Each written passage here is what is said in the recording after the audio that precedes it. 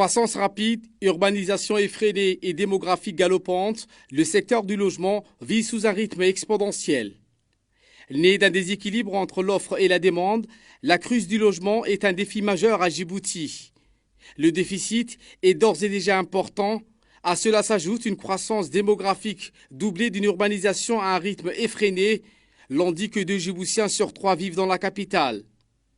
Les besoins en logements nouveaux restent l'une des préoccupations majeures de la politique de notre pays, dans un pays qui se singularise par une croissance économique soutenue et une spectaculaire transformation de la ville. Ces dernières années, on assiste à une recrudescence des promoteurs immobiliers très actifs dans le secteur de la construction des logements. Ils sont innombrables, mais nous nous focaliserons que ceux qui fournissent davantage en quantité et en qualité, ce qui nous a amené à nous diriger vers la société Al-Hamdani.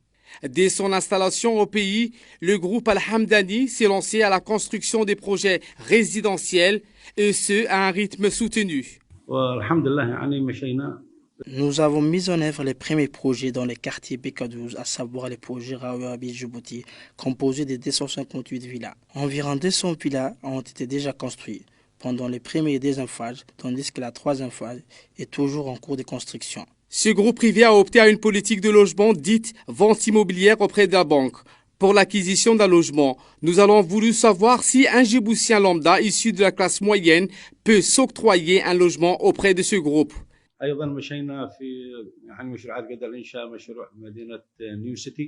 Nous avons des projets en cours de mise en œuvre tels que les projets de la nouvelle ville, qui comprend principalement 214 villas. Et nous avons jusqu'à présent mis en œuvre 55 villas en 1 an. Et le projet est toujours en cours selon les calendriers. De l'autre côté, nous avons également construit 500 logements pour les forces armées. Immédiatement après cela, le groupe a lancé le projet Future City, un projet qui répond aux besoins de la classe moyenne de la société. Nous cherchons à répondre aux différentes couches des catégories de la société de Djibouti. Par exemple, le projet de la nouvelle ville est destiné aux personnes revenus élevés et le projet Future City profite aux personnes de la classe moyenne. Et nous avons fixé des prix appropriés pour les unités résidentielles. Notre ambition est grande. Nous sommes impatients d'investir davantage dans le secteur immobilier à Djibouti à l'avenir. Nous prévoyons de cibler tous les segments de la société. Nous avons conclu des contrats avec des banques de la place pour faciliter l'accès à un logement adéquat par des versements qui s'étendent sur environ 20 ans. Ces partenariats avec toutes les banques de Djibouti, dont la première et la BOA. Le groupe a également répondu à l'appel à la solidarité nationale pour financer le logement au profit des catégories les plus vulnérables, personnes insolvables et handicapées.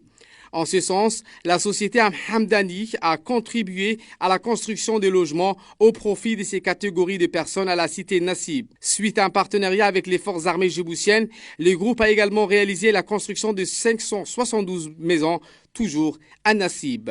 La location d'une maison à Djibouti est un parcours du combattant.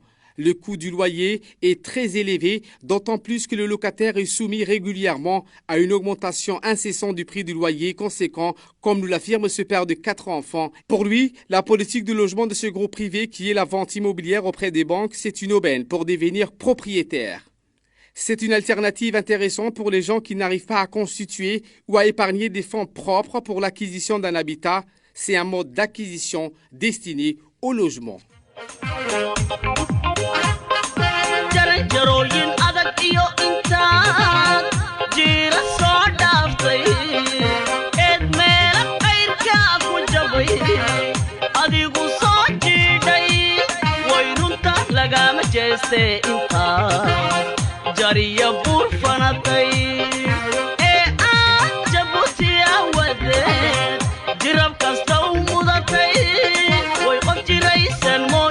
شعبي جاي